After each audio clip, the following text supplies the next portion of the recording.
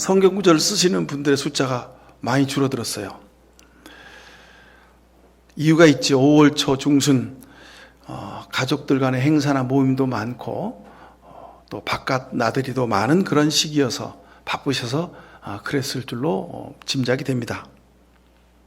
또 하나가 있는데 지금 읽고 있는 성경 부분이 아주 읽기 어려운 부분들이 간혹 중간에 많이 나옵니다. 왜요? 보면 막 그 성전을 건축하는데 숫자가 막 나옵니다. 그리고 또 하나 사람 이름들이 막 줄줄이 막 나옵니다. 오늘 읽은 본문 그 뒤에다가 보면 24 분파에 관한 이야기가 나오는데 거기 24명의 이름과 그 자녀들의 이름이 쭉 나와요. 그러니 읽기도 어렵고 발음하기도 어렵고 그래서 지루하다 그래서 중간에 성경 읽기를 포기하는 분들이 계셨을 것 같습니다. 그래서 여러분 오늘 여러분들에게 성경 읽기를 다시 한번 강조하는 말씀의 의미로 오늘 역대상 25장에 있는 이 성전의 성가대를 구성하는 그 이야기에 관한 말씀으로 여러분에게 좀 말씀을 드리고자 합니다. 저는 이 말씀 읽을 때마다 참 용기가 됩니다. 어떤 부분이냐면요. 8절에 보면 이들을 제비 뽑아서 책임을 맡을 때 대가나 초보자나 스승이나 배우는 사람이나 구별을 두지 않았다 그랬습니다. 여러분 보세요. 상식적으로 성전에서 찬양하는 찬양대를 세우는데 노래를 잘하거나 못하거나 스승이나 제자나 능력이 있거나 없거나 구별하지 않고 그냥 제비 뽑아가지고 세워서 찬양하게 했다는 거예요. 저 어린 시절부터 이 말씀 보면서 굉장히 위로가 됐습니다. 교회에서는 하나님은 사람을 차별하지 않으시고 그냥 하나님이 원하신 대로 뽑아서 쓰시는구나. 이것이 지금까지 살아오면서 제가 배우고 느끼고 본 그대로입니다. 여러분 정말 이 말씀 그대로입니다. 여러분 살면서요 중요한 일과 급한 일을 제발 구별하며 사실 수 있길 바랍니다. 급한 일 때문에 여러분 살다 보면 급한 일 많죠. 근데 급한 일 때문에 중요한 일을 잊어버리거나 건너뛰거나 간과하지 말게 되길 바랍니다. 한두 번은 티가 납니다. 한두 번은 그냥 티가 안 나고 지나갑니다. 근데 한두 번, 서너 번 지나가다 보면 티가 납니다. 말씀을 잊지 않고 살아가는 삶의 모습, 기도하지 않고 살아가는 삶의 모습, 내가 그래서 이랬구나. 우리가 깨달아 알게 됩니다. 우리 일상 가운데 가장 중요한 일, 여러분 수첩에 적어 놓으셨습니까? 오늘도 말씀 읽고 오늘도 기도하자 적어 놓으신 분은 여러분 100점입니다. 여러분 가장 중요한 일은 누구를 만나고 누구를 대화하고 어떤 회사의 업무를 하고 어떤 계획을 실행하는 것이 아니라 그것을 넘어서 하나님을 만나고 하나님 말씀을 읽고 하나님과 대화하는 것. 여러분 이것이 우리 일상의 가장 소중한 것임을 다시 한번 되새길 수 있기를 간절히 축원을 드립니다. 하나님은 졸지도 주무시지도 않는다 그랬죠. 근데 여러분 만약 하나님이 졸거나 주무시면 어떻게 되겠습니까? 하나님이 바쁘시다고 우리를 패스하고 우리를 잊어버리고 우리를 건너뛰시면 어떻게 될까요? 여러분 그런 순간이 없습니다. 그러니 여러분 우리도 하나님 앞에 날마다 하나님 만나고 하나님과 대화하고 하나님 말씀을 우리 눈앞에 두고 살아갈 수 있게 되기를 축원합니다. 말씀 읽을 때마다 여러분 그런 생각 들지 않습니까? 이 말씀이 도대체 무슨 뜻인가? 어떻게 이 말씀을 지키지? 하나님 왜 내 기도를 듣지 않으실까? 왜 내 기도가 응답되지 않을까? 여러분 이런 생각이 들 때가 많이 있지요? 그러나 오늘 성경을 보시면 내 생각이 잘못되었음을 깨달아 알 수 있게 될 겁니다. 하나님이 능력자나 무능자나 하나님이 실력자나 배우는 사람이나 스승이나 제자나 가림없이 그냥 하나님이 제비 뽑아서 세우신 이유를 우리가 보면 알게 될 것입니다. 역대상 24장, 25장에 이름들이 빼곡하게 나옵니다. 성경을 읽다가 여러분 이것 때문에 성경책을 덮는 경우가 있는데 여러분 그때마다 꼭 생각하셔야 될 게 있습니다. 여기 나온 이름들이 우리 조상의, 우리 부모의 이름, 내 친척들, 내 형제자매의 이름들이라면 어떨까? 그 생각을 가지고 어렵지만, 발음하기가 어렵지만 한번 읽어보실 수 있으면 좋겠습니다. 우리는 발음하기도 어려운 낯선 이름이지만 이스라엘 백성들에겐 이게 누굽니까? 자신의 할아버지요, 자신의 아버지요, 자신의 형제자매들의 이름입니다. 그러니 빠뜨려서는 안 되는 겁니다. 하나님이 그래서 꼭 기록하게 하신 겁니다. 힘들지만 그럼에도 불구하고 우리가 계속해서 성경을 읽어가야 하는 이유가 바로 여기에 있습니다. 코로나 시대에 오직 말씀이 우리에게 유일한 소망입니다. 포기하지 마시고 다시 성경 읽기를 시작하실 수 있기를 간절히 축원합니다. 여러분, 오늘 이 말씀 듣고 집에 가서 이 말씀대로 사시면 이 길이 하나님이 가장 기뻐하시고 하나님의 복을 누리는 최고의 지름길인 줄로 믿습니다. 지난 주간 중에 교우 한 분이 오늘 본문 말씀 중에 8절 말씀을 쓰셨어요. 제가 읽으면서 깜짝 놀랐어요. 어떻게 나랑 똑같은 마음을 가지고 이 말씀을 쓰셨을까? 그냥 무심히 그냥 제비 뽑아서 성전에 세웠나 보다 그러고 지나가면 되는데, 한 분이 성경을 쭉 읽다가 막 사람 이름이 계속 나오고 그냥 지루할 텐데 8절에 가서 이 말씀이 제게 감동이 되었습니다 하고 그 말씀을 적으셨더라고요. 매우 중요하고 매우 적절한 말씀입니다. 왜냐하면 역대상 25장 8절에 보면 이들이 제비를 뽑아서, 여러분 제비를 뽑았다는데 강조점을 주고 보셔야 합니다. 또 하나, 책임을 맡을 때는 대가나 초보자나 스승이나 배우는 사람이나 구별을 두지 않았다 그랬어요. 구별을 두지 않았다, 여기에 방점을 찍으셔야 합니다. 성전에서 찬양을 하는데 최고의 전공자를 세워야 되는 거 아닙니까? 그죠? 프리마돈나를 세워야 그냥 그 찬양이 화려하고 더 멋있지 않겠습니까? 그렇잖아요. 그죠? 근데 성경은 아니라는 겁니다. 제비 뽑았다는 겁니다. 구별하거나 차별하지 않았다는 겁니다. 그렇잖아요. 여러분, 세상은 유능한 사람을 원합니다. 그래서 시험을 보죠. 시험을 봐가지고 실력을 매기고 점수를 매겨서 제일 잘하는 사람을 1, 2, 3, 4, 5, 6, 7, 8 숫자를, 번호를, 등수를 매기는 거 아닙니까? 그렇게 사람을 뽑고 그렇게 사람을 구별합니다. 이 사람은 100점짜리, 98점짜리, 97점짜리, 95점짜리, 80점짜리, 60점짜리, 이건 50점짜리, 이건 40점짜리, 이건 점수 매길 필요도 없는 그런 등급. 사람을 그렇게 나눕니다. 그렇게 어떻게 삽니까? 그렇게 우리는 유치원, 초등학교, 중학교, 고등학교, 대학교까지 늘 그렇게 점수 매기는 사회체제 속에서 살고 있습니다. 근데 그런 세상 속에서 사는 우리에게 하나님은 아니다. 점수 매기지 말아라. 구별하거나 차별하지 말아라. 내가 제비를 뽑겠다. 이렇게 말씀하시는 거예요. 세상은 실력이나 능력을 기준으로 차별 대우하죠. 물론 여러분, 돈을 투자해서 그 돈으로 일을 하고 상품을 팔거나 상품을 사거나 기술을 투자하거나 등등 해서 돈을 벌어야 하는 회사에서는 당연한 원리입니다. 근데 그 원리가 학교에서도, 가정에서도, 개인적인 관계에서도 전부 다 적용되는 겁니다. 하나님은 아니라고 말씀하시는 겁니다. 이른바 실력 있는 사람들이 우리 사회의 주류를 이끌어 왔고 이끌어 가고 앞으로도 그렇게 될 것입니다. 그런 세상을 사는 우리에게 아니다, 차별하면 안 된다, 제비 뽑아라, 하나님이 그렇게 말씀하신 이유가 뭘까요?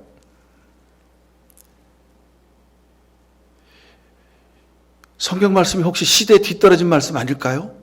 2000년 전, 3000년 전 그 고대 세계에 쓰여진 말씀이니까 그냥 이거는 구닥다리 얘기지, 여러분 우리가 이렇게 그냥 치부하고 넘어갈 수 있을까요? 역대상 25장은 솔로몬이 예루살렘 성전 건축을 준비하면서 레위 사람을 뽑고 성전 찬양대를 뽑고 또 성전을 어떻게 건축하는지를 대충의 그림을 그리는 장면을 보여주고 있습니다. 사람들을 선발하는데 그런데 보니까 전부 다 제비로 뽑았다는 거예요. 레위 사람 중에도 믿음이 좋고 목소리가 좋고 힘도 좋고 성경 말씀을 유창하게 잘 읽고 많이 외우고 등등등 뭐 이런 기준을 가지고 뽑아야 될 거 아니겠습니까? 그죠? 근데 그냥 제비 뽑았다는 거예요.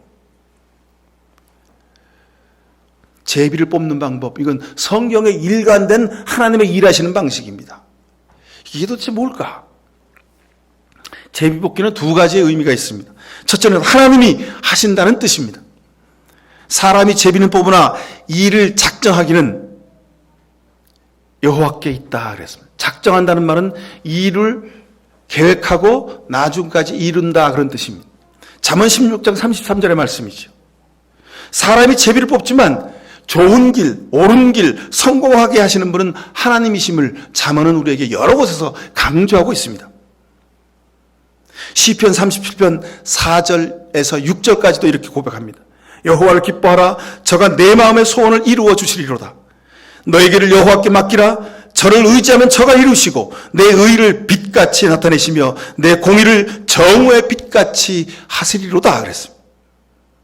하나님께 맡기라는 거예요. 하나님께 맡기는 게 뭡니까? 하나님 말씀대로 하는 거. 말씀대로 하는 게 뭡니까? 제비 뽑는 겁니다. 차별하거나 구별하거나 줄 세우지 않고 그냥 제비 뽑으라는 겁니다. 하나님이 하신다는 겁니다. 하나님 보시기에 사람은, 우리는 능력자나 무능자나 실력 있는 사람이나 실력이 없는 사람이나 많이 가진 사람이나 적게 가진 사람이나 다 도토리 키재기더라 하는 겁니다. 오히려 능력과 실력이 있음으로 인하여 하나님을 의지하지 않고 사람의 수로, 사람의 생각으로, 사람의 방법으로 하더라는 겁니다. 그러니 하나님 보시기에는 무능한 자를 들어 유능한 자를 부끄럽게 하시려는 하나님의 뜻이 여기에 있는 것을 우리가 볼 수 있습니다. 세상의 제비뽑기는요, 확률이고 재수를 뜻하죠. 그죠? 확률도 따지면 과학입니다, 여러분. 확률이 1%다 그러면 100번 뽑으면 그 중에 한 번은 된다는 겁니다. 과학입니다. 확률은. 근데 사람들은 제비뽑기를 확률 또는 재수라고 말합니다. 근데 성경에서는 제비뽑기를 하나님의 역사하심이라고 말씀하고 있는 겁니다. 제비를 뽑는 것은 하나님의 말씀을 신뢰하는 것이요, 제비를 뽑는 것은 하나님께 전적으로 맡긴다는 뜻입니다. 그럼 두 번째는, 제비를 뽑는 이유 두 번째는 대표성의 원리입니다. 쌀독에 쌀을 가득 담았습니다. 그러면 거기다 주먹을 넣어서 한 움큼 움켜쥐면 여러분 거기에 내 손 안에 뭐가 잡힐까요? 100% 쌀이 움켜쥐겠죠. 그죠? 쌀독 안에 쌀이 전부 있으니 뭘 뽑아도 쌀을 뽑는다는 겁니다. 이게 대표성의 원리입니다. 여호수아서 7장에 보면 아이성 전투에서 이스라엘 백성들이 보기 좋게 참패합니다. 바로 직전에 여리고성을 공격했다가 저들이 아주 대승을 거두죠. 여리고성은 가나안 땅에 있는 모든 성 중에서 철옹성같이 가장 어려운 난공불락의 석이었습니다. 근데 이스라엘 백성들은 곡괭이하고 무슨 방패하고 독하고 횃불 들고 그리고 여리고성을 뺑뺑뺑 돌았어요. 그리고 소리 질렀더니 여리고성 문이 열리고 정복을 하게 된 거예요. 너무도 자신감을 가지고 아이성을 그 다음에 점령해야 돼 보니까 이건 여리성에 비하면 아무것도 아니야. 그래서 우리가 이기겠다. 그렇게 마음에 자신감을 가지고 아이성을 정복하러 갔습니다. 근데 웬일입니까?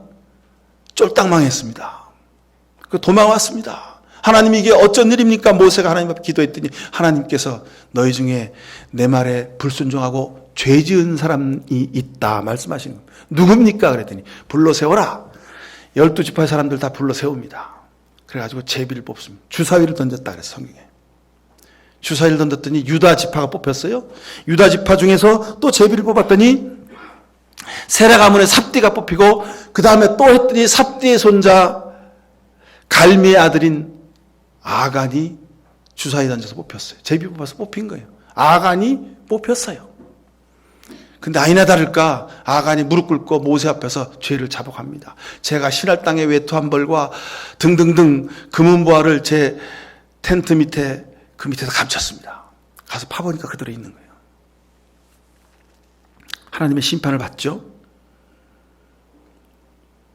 하나님이 뽑으시면, 하나님이 제비 뽑게 하시면 아주 쪽집게 뽑듯이 뽑아낸다, 그런 뜻이기도 합니다만, 한 걸음 더 나가서 보면요, 대표성의 원리가 더 많습니다. 아까 제가 말씀드렸죠? 쌀동안에 쌀이 가득한데 어디에다 손을 집어넣어서 뽑아도 100번, 1000번, 10,000번을 뽑아도 여러분 뭐가 집힌다고요? 쌀이 집히는 겁니다. 무슨 얘기입니까? 이스라엘 백성 중에 아이성을 정복하려고 전쟁에 나간 모든 용사들이 전부 다 하나님 앞에 죄를 지었다는 겁니다. 그래서 너희 중에 아무나 제비 뽑아도 너희 중에 전부 다 죄인이니까 죄가 드러나게 된다는 겁니다. 아간만 감췄을까요? 이게 성경에서 하나님이 제비 뽑으라 하신 이유입니다. 제비 뽑는 방법은 신약시대도 있었습니다. 예수님의 12제자 중에 가룟 유다가 예수님을 배반하고 예수님을 밀고 해서 예수님이 십자가 달려 죽으시게 되는 그런 죄를 범하죠. 예수님이 제사장 가문에 제사장 뜰에 잡혀가지고 발로 채이고 막 따기 맞고 얼굴에 가래침 맞고 그 다음에 채찍 맞고 하는 모습을 보면서 이 유다가 너무너무 괴로웠던 거예요. 아, 내가 잘못했구나. 돌아가서 어떻게 했습니까? 자살해버렸어요. 베드로도 똑같이 예수님 부인하고 죄를 졌지만 베드로는 회개하고 다시 돌아왔고 가룟 유다는 자살했습니다. 자, 그래서 예수님의 제자가 11명 됐습니다. 한 자리가 부족한 거예요. 그래서 예수님의 제자를 뽑지요. 그래서 제비 뽑아서 뽑은 사람이 마띠아라는 사람이 12제자 중에 마지막 사람으로 다시 충원이 됩니다. 여러분, 요즘에도 교회 역사 중에 제비뽑기가 있습니다. 가장 큰 일은 그 카톨릭의 교황을 선출할 때 그렇습니다. 여러분, 카톨릭의 교황제도 때문에 카톨릭이 이단이다 하는 분들도 많이 있습니다만, 이단성이 몇 개가 있습니다. 예수님의 어머니 마리아를 신성시하는 것, 그 다음에 교황을 신성시하는 것 등등 몇 가지가 있어서 이단이라고 말할 수도 있습니다만, 교회 역사로 보면 카톨릭은 우리 기독교의 큰 집안의 맏형이고 우리 개신교는 둘째입니다. 서로 형제지간입니다. 여러분, 이단이라고까지 마귀 사탄이라고까지 할 필요 없습니다. 그런 말 하는 사람들은 너무 똑똑해서이거나 아니면 무식해서이거나 둘 중에 하나입니다. 근데 여러분, 우리는 너무 똑똑하지도 말고 무식한 자리에 빠지지도 말고 그냥 큰 마음으로 우리의 맏형이다. 근데 잘못하는 게 있구나. 그 정도 아시면 되는 겁니다. 자, 근데 교황을 선출하는 방식을 하는데 그것은 제가 칭찬해 줄 만합니다. 왜냐하면 지금까지도요, 교황을 뽑을 때 전국에 있는 전국이 아니라 전 세계에 있는 모든 나라의 추기경들이 바티칸에 모입니다. 그래가지고 다음 교황은 누구지? 미리 상의하거나 토론하거나 미리 전화를 돌려서 이번에 누구 뽑자고 전화하지 않습니다. 전화하면 그 사람은 선출권을 박탈당합니다. 그냥 평소 자기들 나라에서 추기경 역할을 하다가 자기 나라의 대표 사제 역할을 하다가 이제 추기경이 돌아가시면 교황이 죽으면 바티칸에 모입니다. 그래서 그 회의실에 모여서 뭐 하냐면 기도합니다. 하루 온종일 기도하고 그날 저녁 때 투표합니다. 세계에 있는 여러 추기경 중에 누가 교황이 될지 투표합니다. 그리고 거기서 최고 많은 표를 얻은 사람이 교황으로 선출되게 됩니다. 근데 다들 표가 예를 들어서 10사람의 이름이 나왔는데 그 사람이 다 10표 이거밖에 안 된다. 그러면 그 다음날 잠자고 다음날 또 기도합니다. 다들 아무 얘기 안 해요. 그냥 기도해요. 기도하고 또 투표합니다. 그래서 교황을 선출하는데 이틀이 걸리기도 하고 일주일이 걸리기도 하고 보름이 걸리기도 하고 어떤 경우는 한 달 동안도 교황을 선출하지 못하는 경우도 있었다고 합니다.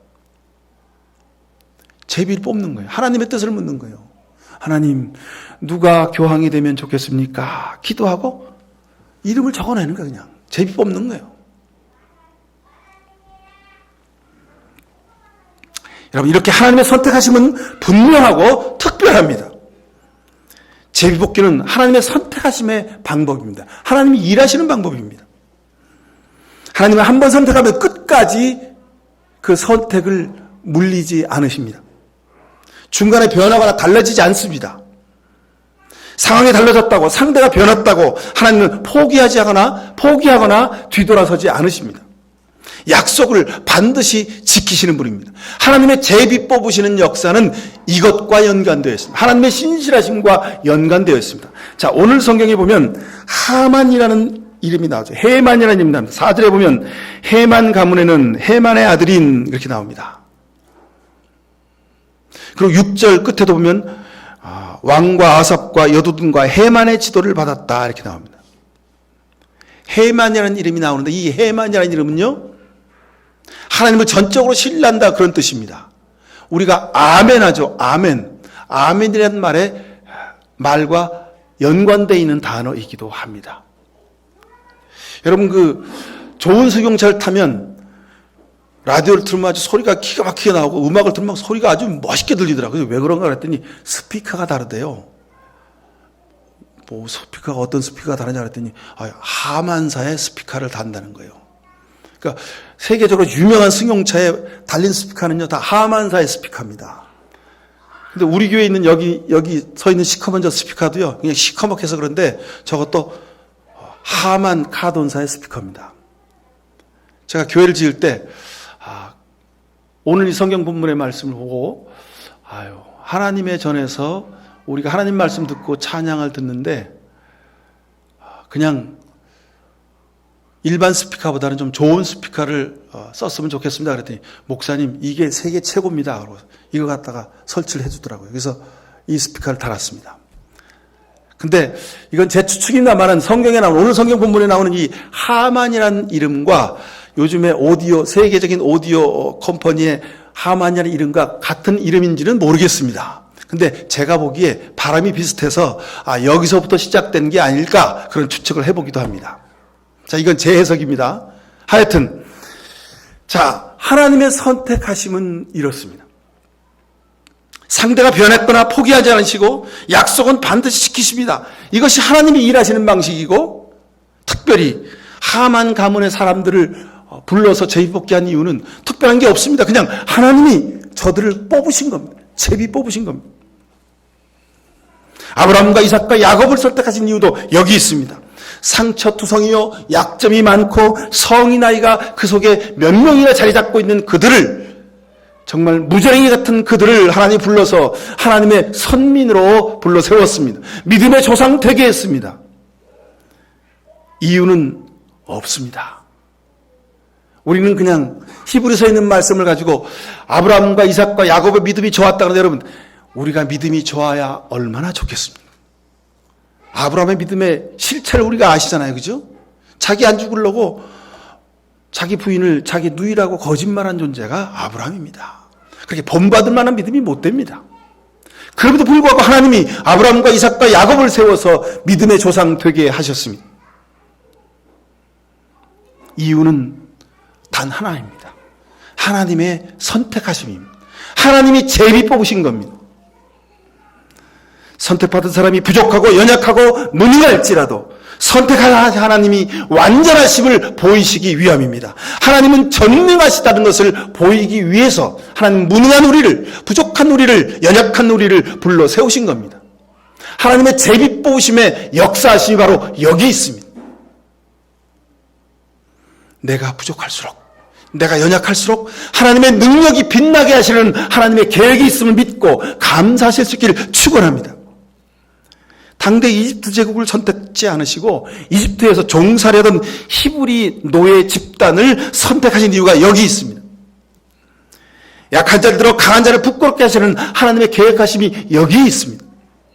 고린도서 1장 18절 이하를 보십시오. 여러분 잘 들어보십시오. 십자가의 말씀이 멸망받는 자들에게는 어리석은 것이지만 구원을 받는 사람인 우리에게는 하나님의 능력입니다. 19절 성경에 기록하기를 내가 지혜로운 자들의 지혜를 멸하고 총명한 자들의 총명을 패할 것이다 하였습니다. 현자가 어디 있습니까? 학자가 어디 있습니까? 이 세상의 변론가가 어디에 있습니까? 하나님께서는 이 세상의 지혜를 어리석게 하신 것이 아닙니까? 이 세상은 그 지혜로 하나님을 알지 못하였습니다. 하나님의 지혜가 그렇게 되도록 한 것입니다. 하나님께서는 어리석게 들리는 설교를 통하여 믿는 사람들을 구원하시기를 기뻐하시는 것입니다. 22절 유대 사람은 기적을 요구하고 그리스 사람은 지혜를 찾으나 23절 우리는 십자가에 달리신 그리스도를 전할 뿐입니다. 그리스도가 십자가에 달리셨다는 것은 유대 사람들에게는 꺼리낌이고 이방 사람들에게는 어리석은 일이었습니다만 24절 그러나 부르심을 받은 우리들에게는 유대 사람에게나 그리스 사람에게나 이 그리스도는 하나님의 능력이요 하나님의 지혜입니다. 25절 하나님의 어리석음이 사람의 지혜보다 더 지혜롭고 하나님의 약함이 사람의 강함보다 더합니다. 여러분 이게 하나님의 일하시는 방식입니다. 하나님이 제비 뽑으시는 이유입니다. 하나님의 어리석음이 사람의 지혜보다 더 지혜롭습니다. 하나님의 연약함이 사람의 강함보다 더 강합니다. 여러분 이것이 믿음입니다. 세상은 지혜롭고 똑똑하고 유능하고 자격증이 많고 능력이 있는 사람을 뽑습니다. 그런데 하나님은 무능하고 어리석고 연약하고 재주가 없는 사람을 들어 쓰십니다. 왜요? 그를 통하여 하나님의 지혜를, 하나님의 능력을, 하나님의 완전하심을 보이기 원하시기 때문에 그렇습니다. 여러분 우리 모두가 그렇게 쓰임받게 되기를 간절히 축원합니다. 자, 고린도서 1장 27절에 이렇게 말씀합니다. 지혜 있는 자들을 부끄럽게 하시려고 세상에 어리석은 것들을 택하셨다 그랬습니다. 강한 것들을 부끄럽게 하시려고 세상에 약한 것들을 택하셨다고 하셨습니다. 곧 잘났다고 하는 것들을 없애시려고 아무것도 아닌 것들을 택하셨다고 하셨습니다. 사랑하는 성도 여러분, 우리 자녀가 좀 모자라더라도 믿음의 눈으로 보면 하나님이 내 아들, 딸들을 통하여 하나님의 위대하심을, 하나님의 완전하심을 드러나게 하실 날이 있을 줄을 믿고 그 자식을 위하여 감사의 기도를 하실 수 있기를 축원합니다. 여러분 세상은 다 비교합니다. 얘는 90점짜리고 얘는 85점짜리고 얘는 A+고 얘는 B고 얘는 C고 얘는 낙제고 세상 사람들은 다 점수로 구별합니다. 여러분 근데 부모인 우리마저 우리 자식을, 여러분의 자식을 점수로 구별하면 되시겠습니까? 우리 자식은 공부만 딱 못하죠. 다른 건 잘합니다. 우리 자식은요 외우는 것만 못하죠. 다른 건 잘합니다. 우리 자식은요 그 아이보다는 좀 못하지만 하나님 보시기엔 세상에서 완벽한 은혜로운 하나님의 아들, 딸들입니다. 여러분 그러니 비교하지 마시고 하나님이 저 아이를 통하여 어떻게 하나님의 일을 이루실지 설레는 마음으로 그를 위하여 기도하실 수 있기를 간절히 축원합니다. 그럼 또 어떤 아내는 남편을 세상의 다른 남편들이랑 비교하는 사람들이 있어요. 여러분 세상에 남편이 100명인 여자가 있습니까? 1000명인 여자가 있습니까? 왜 남의 남편과 내 남편을 비교합니까?